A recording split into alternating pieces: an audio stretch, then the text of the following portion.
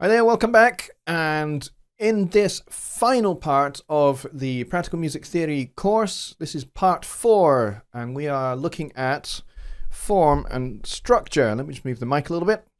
So we're looking at form and structure. So what is form? Form is the shape that you give your music so that it follows a logical progression from start through to the middle and through to the end, so that it makes complete sense all the way through. In much the same way that a novel has a plot, so music should also have a plot of sorts. And, you know, music can even have characters and personalities and all sorts of things like that. And we will get into those kind of concepts in the intermediate and advanced course, which will be coming in the next several months. But for right now, we're just going to look at the bare basics because this is the beginner course. So I'm going to talk you through the different forms and structures that are commonplace in both classical and popular music, and how you can make them your own, and how you can actually use even classical music forms and structures for your own popular songs. Let's say you're writing a hip-hop song, or you're writing a country song, or it's an instrumental piece of music. You can use these forms even if you're using popular music styles. The styles don't really matter. You can use a different form. You can borrow an older form from, I don't know, a 17th century structure, and you can bring that in, and you can use that to shape your 21st century piece of instrumental music. You can totally do that. So this is why some of the things that we're going to talk about, although they are quite old concepts, you know, they go back 500-600 years, they're still important to music making today because they can provide you with a framework for making your music make sense, and also so it can help you to break down the broad concept of writing a piece of music. If you were to say to somebody, write a piece of music and I want that piece of music by next Monday, you've done two things. One, you've given them a deadline, which is a good thing. The second thing is you've given them a very broad task to do. You've not given them any specifics. You've not suggested to them what type of music, and you've not suggested to them any parameters for that piece of music. So it's far too broad. If you were to instead say, I want you to write a big band piece by next Monday, now you've introduced some structural elements. A big band piece has specific instrumentation. That's the first thing that you've suggested there, is specific instrumentation and a genre and a style, and actually a way of arranging your music just by saying big band piece by next Monday. So there are a lot of parameters there. That makes something that is much broader, much narrower, and easier to get started with. Quite oftentimes when I was a high school music teacher, my students would sit there going, I have no idea where to start. When I have a blank piece of paper, how do I start writing from a blank piece of paper? And I would suggest to them that you break things down into much smaller chunks. And that is what this episode of this course is going to teach you. So first of all, we're going to look at broad structures, and then we'll break it down into smaller chunks. And I'll give you some practical advice for being able to develop small ideas that you can then use over and over and over and over again in your piece of music in different places. That means that you only have to write something twice at the most and make a piece of music that lasts 7 or 8 minutes. Okay? So let's get into it. All right, so here we are. So we're starting with formal Western music, also known as classical music, although classical music is really the wrong term. When you say classical music, if you talk to a musician and you say classical music, instantly in their head, they are going to say anything after the Baroque period and before the Romantic period in Western music history. So, you're automatically going to say anything from about 1730 through until about 1820. And that's broadly where the classical period sits. But to most people, when you say classical music, most people are instantly thinking of orchestral music. And actually, by and largely, most people, when you say classical music, they think 100-piece orchestra with lots and lots of instruments and lots of musicians and lots of percussion and that kind of thing, which is really the romantic and post-romantic sound. It's not really the classical sound. But that's kind of by the by. That's a bit of an explanatory as to why classical music is not really the right term. If you're talking about formal Western music, you're talking about anything from 1620 to the present day. Although you could actually push that 1620 thing back. I mean, 1620 is roughly the beginning of the Baroque period, when you have people like Bach and Vivaldi and people like that around. But you could push that back a little bit into the Gregorian period and madrigals and chants and plain song and that kind of thing from the 1500s. And people like Henry VIII, King of England, would crop up there. His song Greensleeves would crop up there in that period. So yes, anything that is, you could push that 1620 date. You can push this further back. But anyway, we're talking about formal Western music. So there are some common forms, and some of these developed in the Baroque period, some of these developed in the classical period, and some of these developed in much later periods, as we will find out. So the most basic compositional form is what we call binary form. And it's a simple A section. It is usually in the tonic key, and that's because, you establish the key of the piece of music. If I say, right, my piece of music starts like this.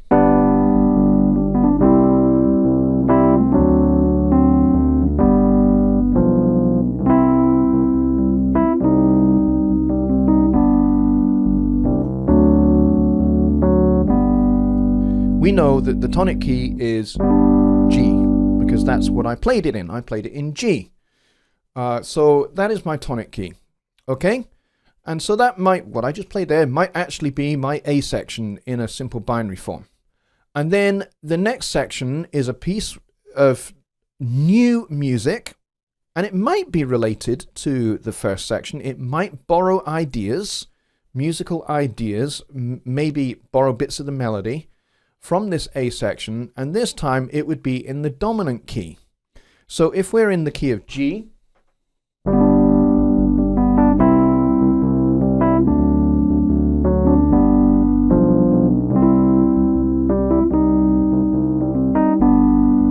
I now need to go to the key of D from here, so I might do.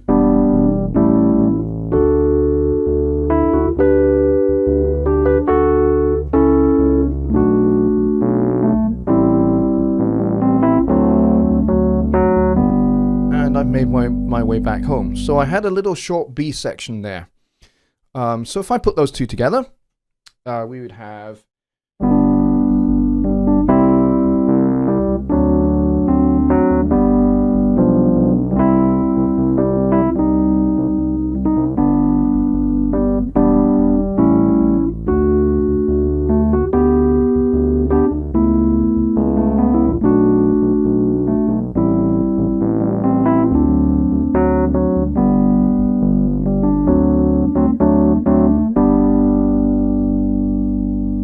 And so now that makes total sense. I went to the key of D, which is the dominant key, and I brought it back home with a 2-5-1, as we talked about in the harmony part, back to the key of G. In fact, I did a 2-5-1 in D to get me to D in the first place. I did E minor 7, A7, that took me to D, and then I did a little turnaround that got me into a 2-5-1 for D. And so that is how binary works. You have an A, and then a B, and then you conclude. The next form is ternary form, and this can be thought of as an extension of binary, in that instead of ending with your a conclusion of your B section, you would actually restate your A section. So you'd have A, and then your B section in your dominant key, and then you come back home, and you'd restate your A section in the tonic key, but you would probably change the harmony. So you'd maybe change the chord changes, but you would keep the same melody. Or you would do something like pedal points, which is something that we'll look into in the intermediate course as a musical device for building up tension. So you might do that as well. So you would do, it's like an A section, but with harmonic variations underneath it. So different chord changes.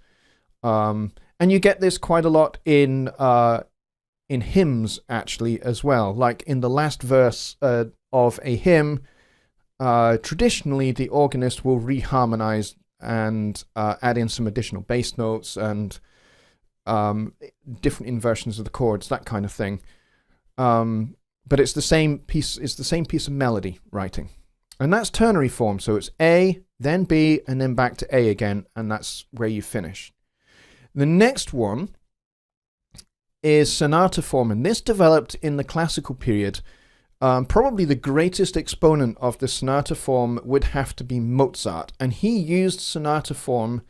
In fact, he probably pioneered a great deal of what is sonata form, and he used it for writing his larger works, like symphonies. His 4-movement symphonies would maybe the first movement would be a sonata.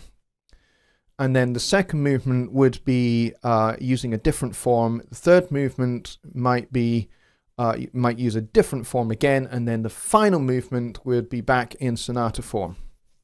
And that's how he would write his larger works. And the cool thing about Mozart's larger works, like his symphonies, is that thematic material that you find in the first movement, you will find in the second and third and the final movements as well. And the whole thing is just a development overall of thematic material that you would find in the first section. So essentially, sonata form is a gigantic ABA. And you would find that there is, inside each A section, there is an ABA. And inside the B section, there is also an ABA form. And then in the final A section, there is an ABA form. So you have tonic going to dominant, and then back to tonic. And then the B section here, the middle bit here called the development, this would be in the dominant key, but it can go through several related keys. So it might go to the relative minor. So if you're in the key of A, you could take it to the key of F sharp minor. And then you could go to the dominant key, and then you could work your way back home, ready for the recapitulation. So essentially, the giant ABA form has a section called the exposition, which states the thematic material and is in the home key. And then the development section takes that thematic material on a road trip. And it's fundamentally in the dominant key. So if we're in the key of G, it would at least start in the dominant key. It would start in D, but then it could go through several related keys. It could go to F sharp minor, it could go to B minor, and then it will end up back in your original tonic key, ready for the recapitulation. And I call this bringing it home with some flair, skill, and dazzle. And this is where Mozart is particularly brilliant with his recapitulation, because it restates the music, it restates the original ideas from the exposition, but it's brilliantly reharmonized. And there's some counter melodies, there's some decoration, there's lots of, I think the king of Prussia at the time described Mozart's music as too many notes. Or the king of Austria, I think it was, not the king of Prussia. The king of Austria, I think, regarded Mozart's music as too many notes, because usually the recapitulation would have lots of fast playing, lots of 16th notes and 32nd notes, and those kind of things. surrounding the main melody as he brought it home. And it would have some fresh new harmonies, some fresh chord changes underneath the main melody. And the main melody might actually be in a different featured instrument, perhaps, or be passed around the different sections of the orchestra. Quite often you might find that with Mozart. Beethoven was a big exponent of sonata form for his symphonic works as well. Although the deafer he got, the more he liked to use cannons and big guns and things like that in his works. As you will find with the what they call the 1812 Overture. That has guns in the percussion section. It genuinely does. It has howitzer cannons in the percussion section. Firing blanks, obviously, because you don't want to shell your audience. But that's what it was written for, and it was to celebrate a Napoleonic victory, and I believe the 1812 Overture is in sonata form.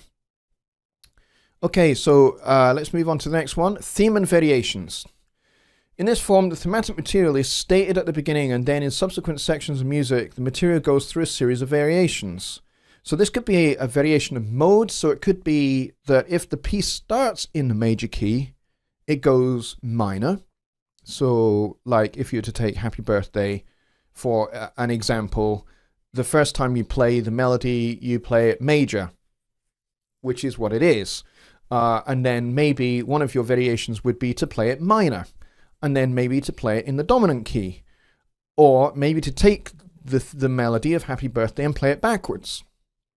Or to turn it upside down. So what do I mean by turning it upside down? What I mean by turning it upside down is to, anytime the pitch of the melody goes up, you make the pitch go down by the same distance.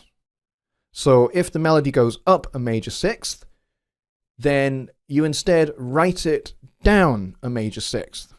So if the melody is going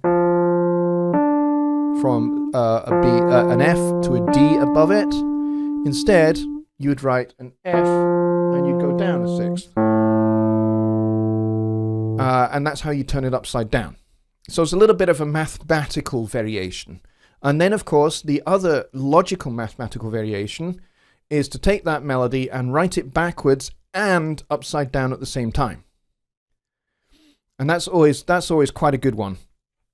If you're not sure, you know, if you think, hey, I've only got like a little 2-bar theme, I don't know what to do next with it.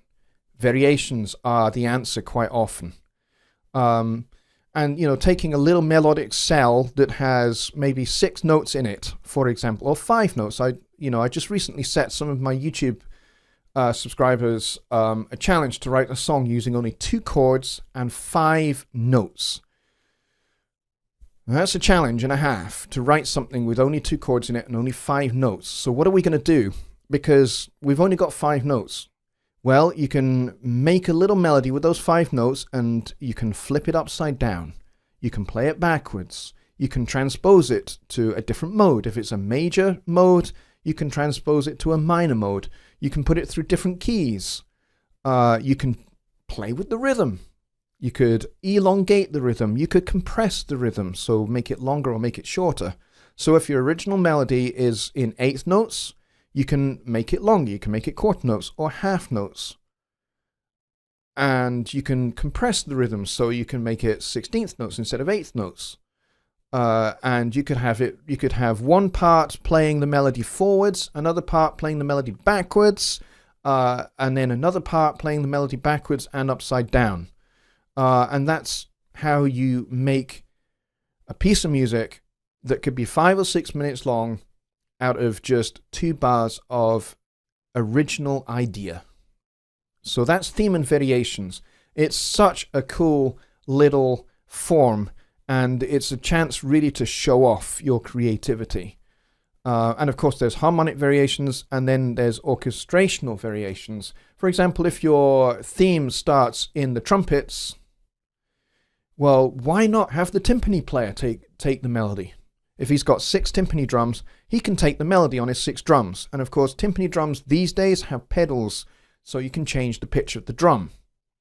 So, you could have him play the melody. And in fact, Holst, in his work, The Planets Suite, at times he does that. He passes a melody round through different sections of the orchestra. It starts originally in the brass, and then it goes to the woodwinds, and then it goes to the strings, and then it ends up with the timpanist playing the tune.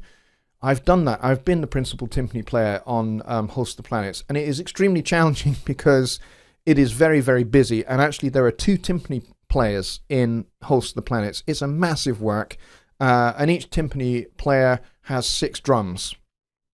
And between the 2 of you, you actually play the melody. It's amazing. It's great fun to play.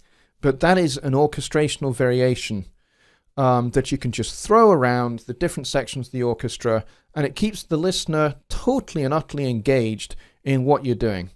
And then the original theme is then restated to conclude. Another classical form is rondo. Well, this form is like ABA, but after each restatement of the A section, there follows a new section of material, which is then followed by the A section. And we kind of use this in song forms today with verse, chorus, which is kind of like A, B, A, but each verse is different because it has different lyrics, and melody might have slight variations to it. And so I've put A, B, A, C, A, D, A, E, A, F, A, G, A, and you could go on, and you could have a whole bunch of different variations, and a whole bunch of different new bits of material.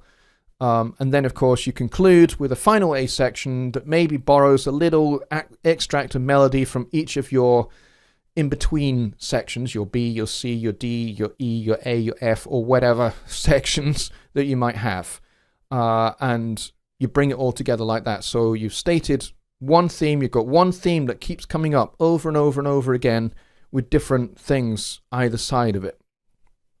And as I say, we use this quite a bit in song form, as we're about to see, in actual fact. So let's scroll down here, because now that we've done formal Western music, let's look at what you guys really want to be talking about, which is popular music from about 1900 to the present day. So common forms include the following. Now, I'm really only going to talk about the two most common ones, or 3 most common ones in actual fact. AABA 32-bar song form. Now, this is an interesting one because lots of songs from the 1920s and 30s written on a street called Tin Pan Alley, where there were like song factories there. And people like Irving Berlin and George and Ira Gershwin, they worked on Tin Pan Alley, and they would sit and they would write hundreds of songs every day. That was their job. And this is really where popular music developed into an industry, was on this street. So I'm going to talk a little bit about that just for a minute or two. So on this street in Tin Pan Alley, there were songwriting factories, and you would churn out hundreds and hundreds and hundreds of songs. Why? Because people wanted to be able to play music that they had heard at music halls or theatres. So people would write, like the Gershwin brothers would write something for theatre, and then they would want, people started going, hey, I want to be able to play that myself at home and sing those songs at home. And so this is how the sheet music industry started. And so people like Irving Berlin and the Gershwin brothers and others would sit in their little studios with a piano, and they would write songs, and they would hand the song on to a copyist who would then create the sheet music, and then the sheet music would go on sale the next day. And that's how it worked. So they would sit and they would write hundreds and hundreds of songs. And by the end of the week, they'd have 40 or 50 songs that were out, published in sheet music form, that people could purchase and take home and play on their own little upright pianos or whatever they had.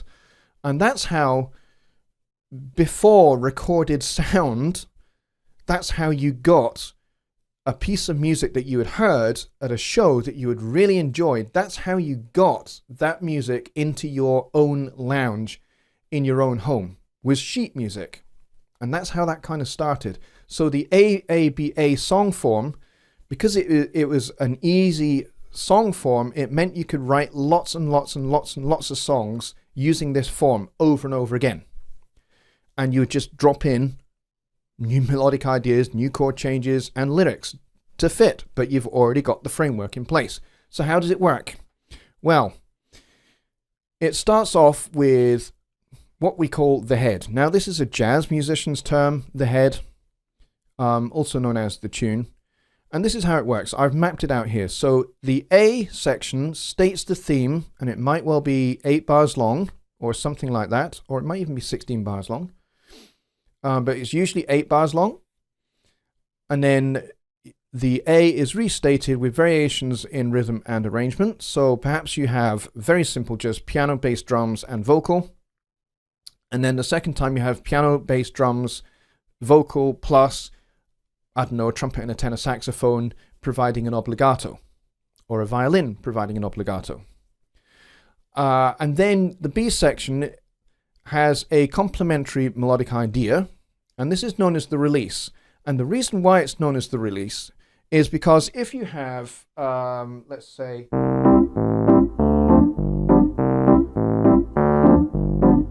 1, 6, 2, 5. If we have that as the chord changes for our A section, now we can elongate that B section by going something like this. So,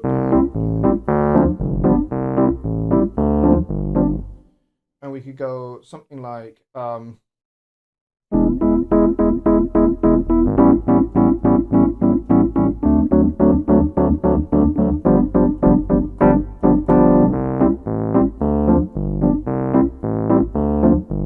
so what did I do there? I went E to A, D, G,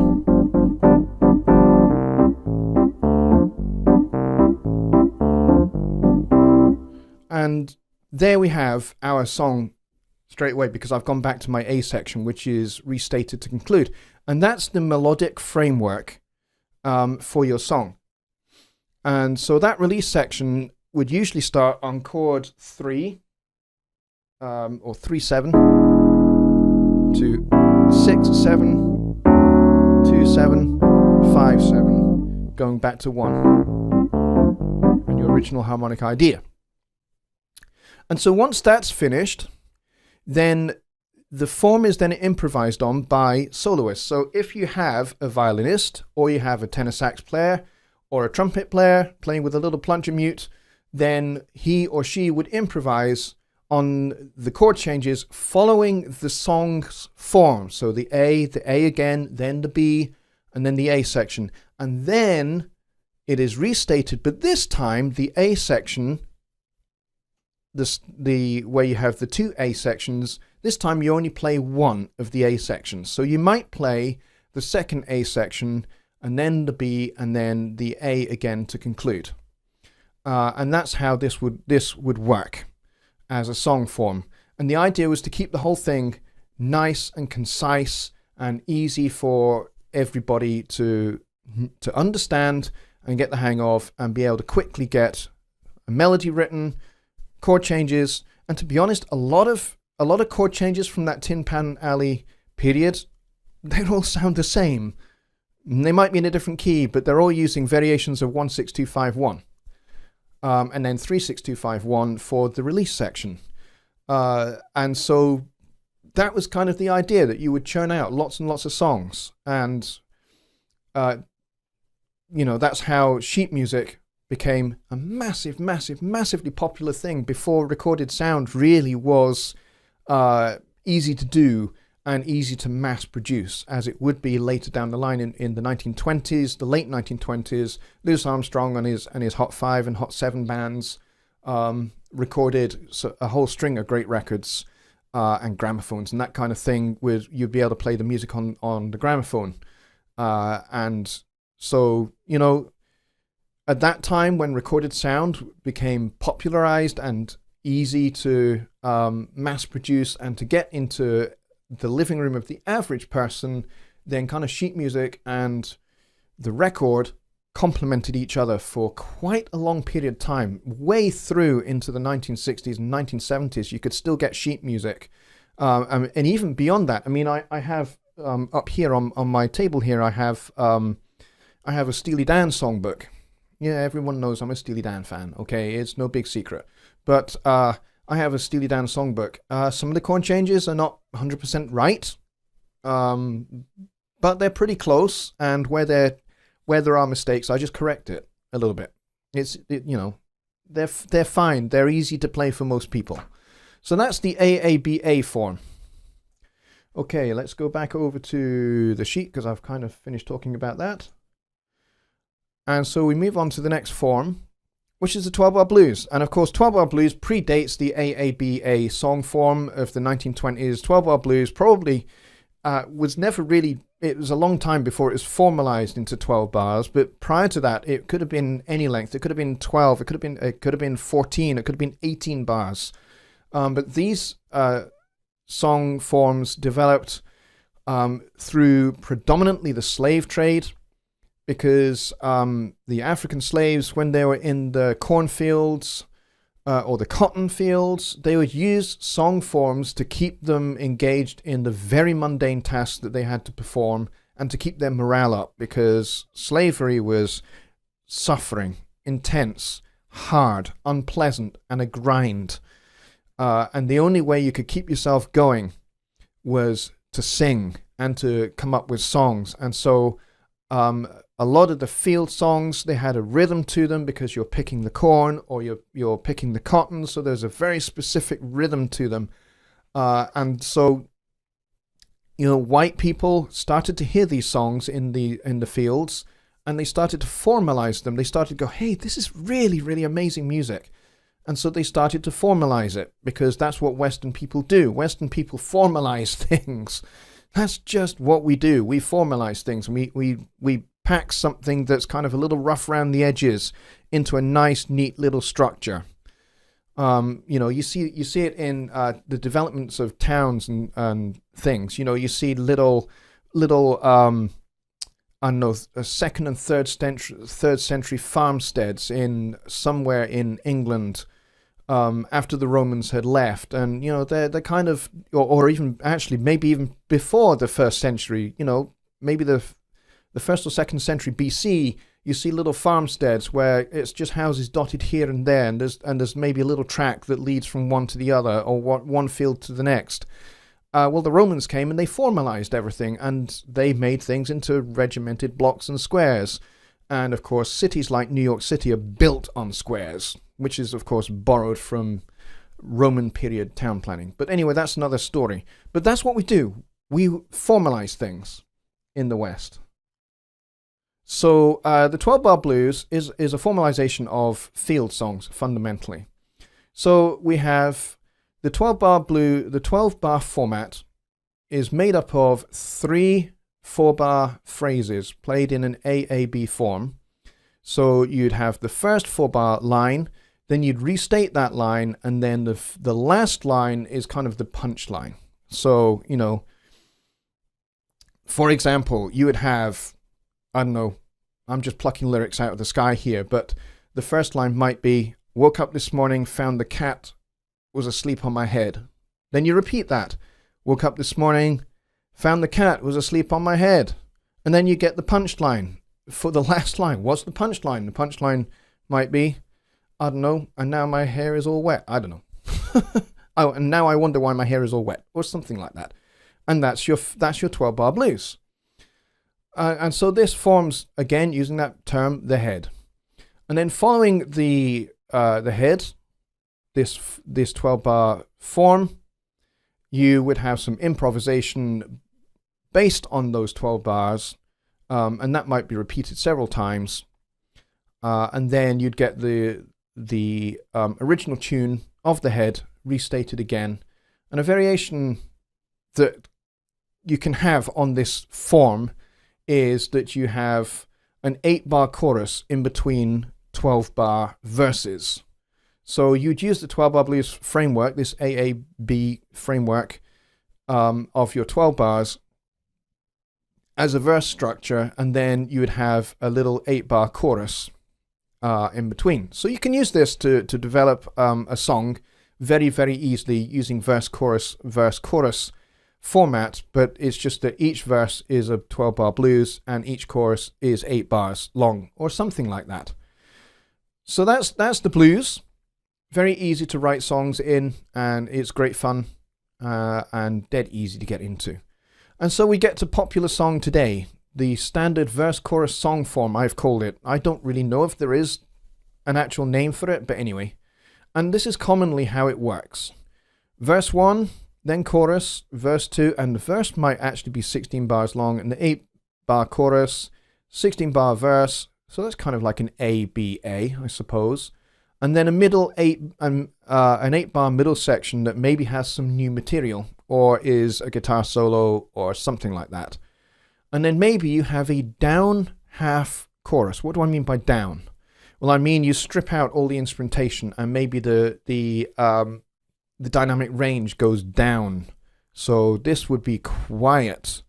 And instead of having your full band in, maybe you've just got just the piano and just the vocal. So it's meant to be quite intimate for the first half, and then you bring the full band back in and it's nice and big and loud for the second half of the chorus, and then you have an outro chorus to fade, which means you would repeat this maybe 3, maybe 4 times or something, and you'd when you get to the final mastering phase you would fade this out at the end, and that's pretty much how this song structure works. And this standard verse chorus song form, as you can see, because we have A, B, A, C, and then B half, and then B half again, it is kind of like our old friend the AAB song form.